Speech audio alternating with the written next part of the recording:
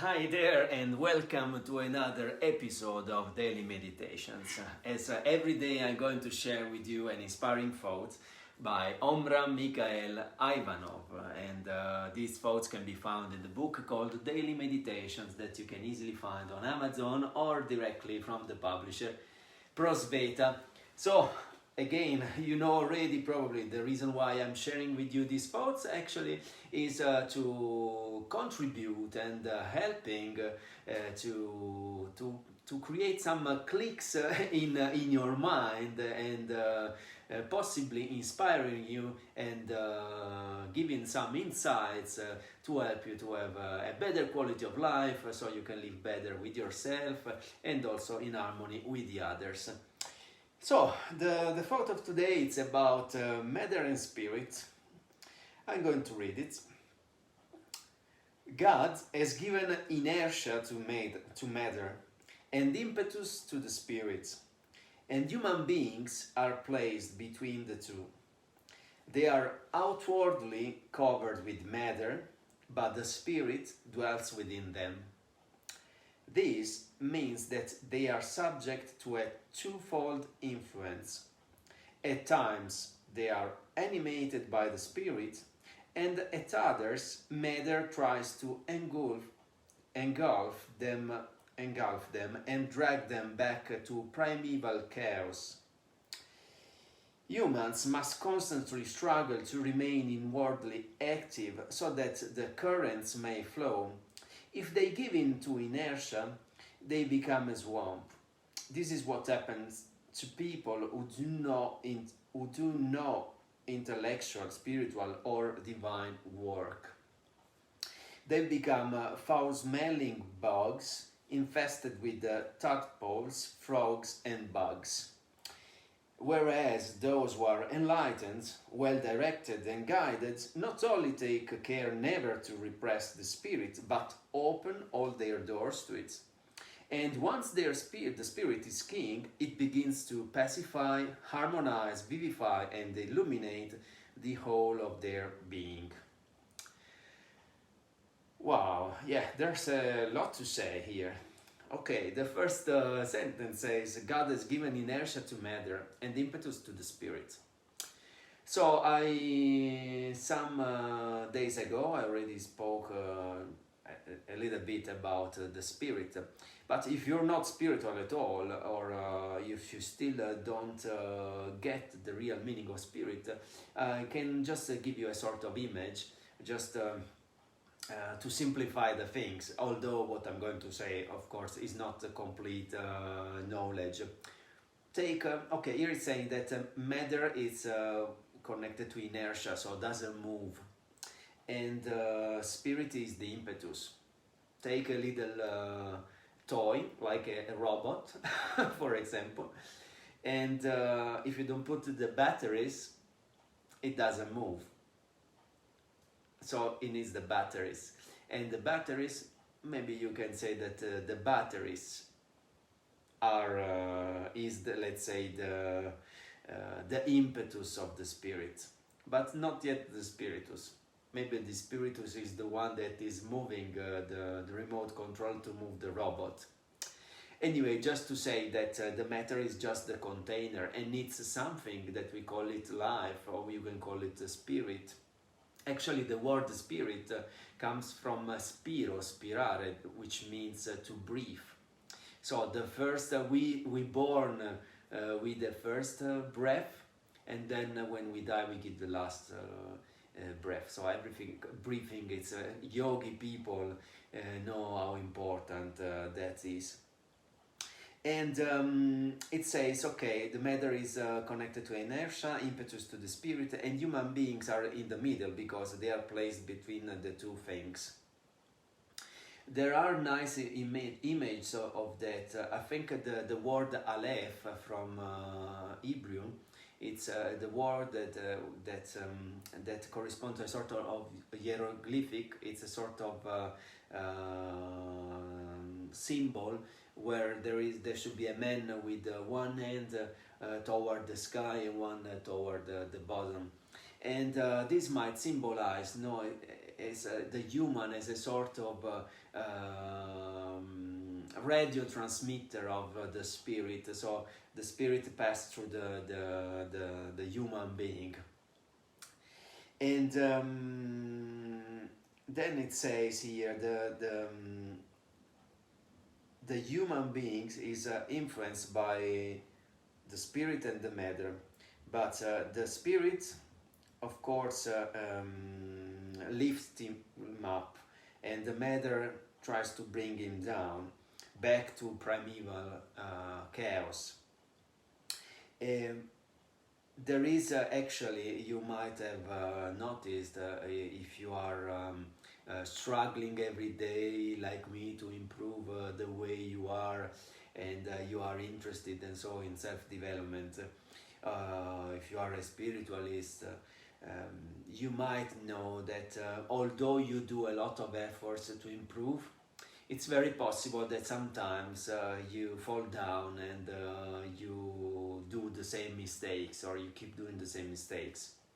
And or for example, you try your best to avoid some temptations, let's say, and then you fall into it sometimes.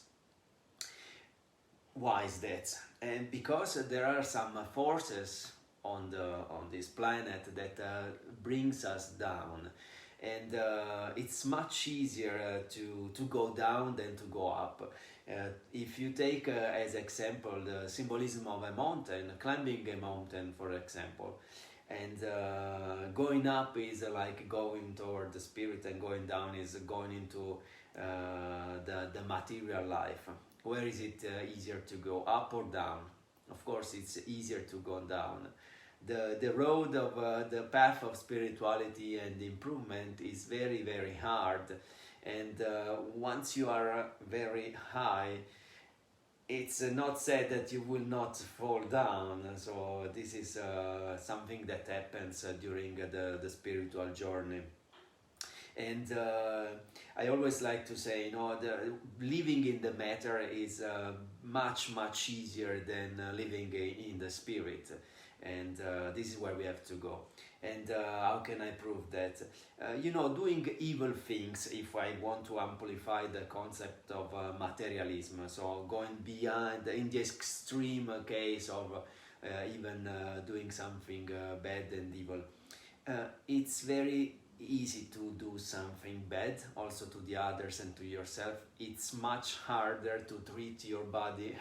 It's easier to eat bad, for example, than eating healthy, doing exercises every day, treating better people. How hard it is to be kind every day with yourself and with the others. It's very hard.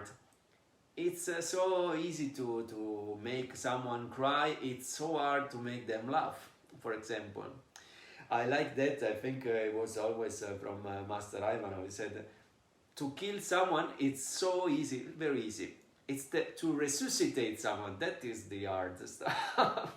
So just to give an extreme example of how it's hard to go up in the mountains.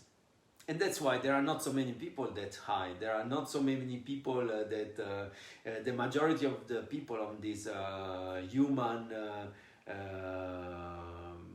planet are still on the material side. Why? Because it's easier. Because it's easier, and it gives superficial comfort.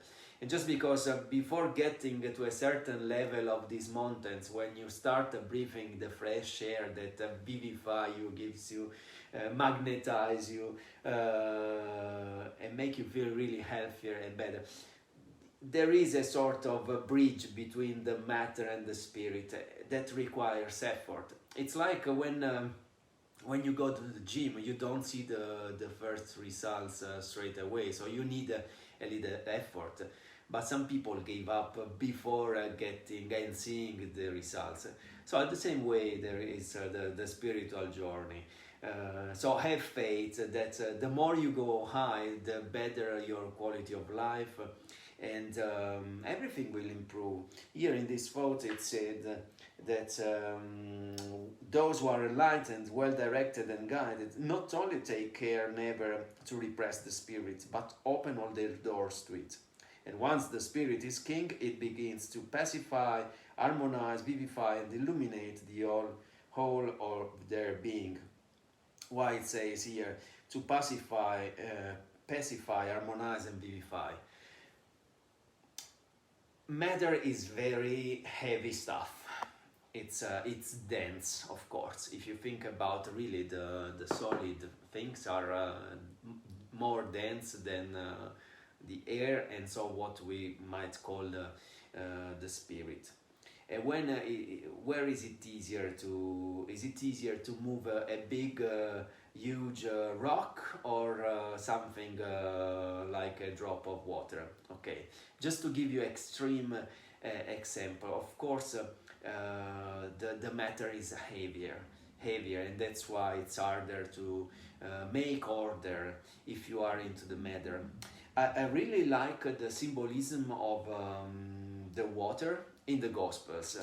And water corresponds to the matter in the Gospels, and that's why it's always used. For example, Moses opens the seas, the baptism, the Jesus who walks on the water, Jesus fishing on the boat, or talking from the boat. It's a symbolism. For example, the baptism. If you take the water as a symbol of the matter, then imagine that at the beginning, at that times, those times, the person was completely put under the water. And the message that was given was, see what happens when you are under the water. You suffocate, you cannot really breathe, you die. And then you go up, and then you see, okay, now you understand.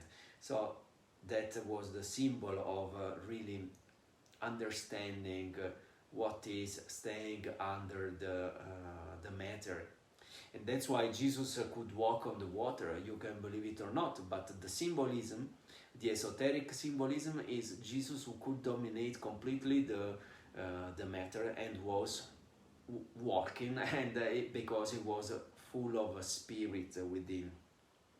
This is to say that we think that staying in the matter will help us to have a better life, but it doesn't work like that. The more you try to achieve material things, the more your life will be heavier, and at some point you will really miss air.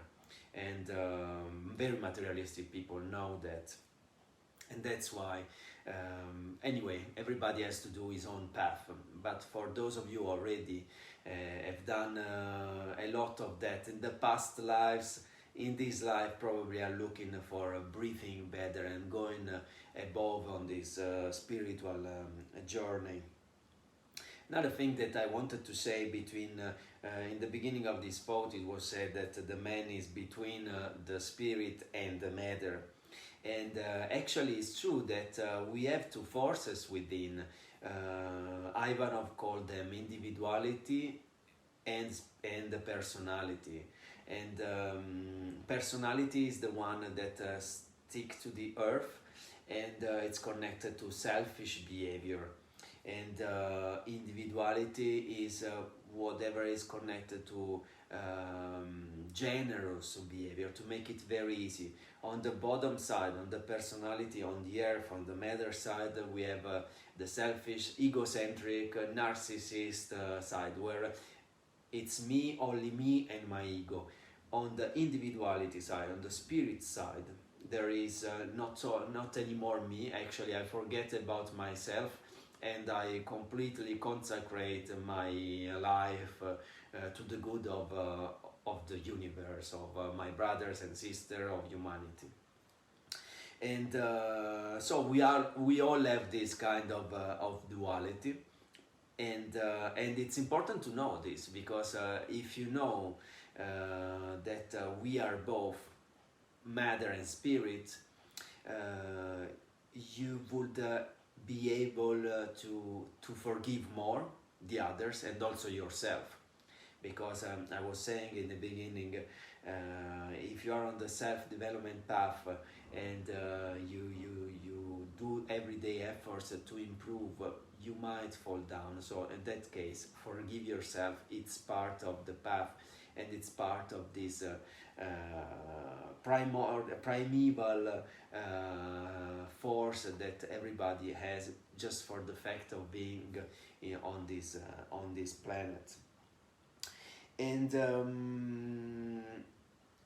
another example of matter and of this personality, individuality, and matter and the spirit can be the sun and the earth.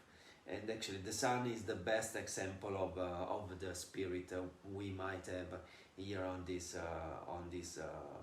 planet. And why? Because it's completely given to the others, and it keeps giving heat and light to every planet on this system. And the Earth, on the contrary, is only receiving for herself. Of course, it takes care of her children, which is the humanity, but it doesn't give back to the sun anything. It doesn't give to other planets. So it's still a bit selfish, our planet. And another thing that is very important that I don't want to miss to this thought, it's this part where it says that if humans must constantly struggle to remain inwardly active so that the currents may flow. If they give in to inertia, they become a swamp. This is what happens to people who do no intellectual, spiritual, or divine work. It's fundamental to keep doing this self-improvement, daily work. You know, when we born, we come to this life with trillions and trillions and trillions of neurons. And just after the first moment, there is something called pruning, which means like neurons are going slowly to, actually very quickly, to be destroyed. They become useless and they are expelled unless they are stimulated. Still, we don't know if it's possible to stimulate all the neurons that come with us. Science at the moment thinks that they are useless and they are given away, but probably nothing is useless on this life, in this life. So how to keep these neurons alive, to stimulate them. If you have a child, you know very well that you must give a lot of stimulation to the child so that he can keep the more neurons as possible. But this doesn't work only for children, this works for throughout your life. So keeping yourself active with your mind, of course everybody knows it, will keep you alive. And also, and if you add on top of that also the spiritual work, this will even improve the way you are. It's like, again, climbing above the mountains where the air is pure, where there is no garbage, everything is clean, and there you will find the peace, then you will find the joy. And then you will start really getting the spiritual force within you. And the signal of getting the contact with your spirit, it's when you wake up every day with just two thoughts in your mind. One, self-improvement. Two, service. These are the two things, no more. These are the signals, the signs, the symptoms of the real awakening. So here it's thundering. I don't know if you heard through the camera. So before I get enlightened, I thank you very much for watching again, and I look forward to seeing you tomorrow again. Bye bye bye. Thanks again.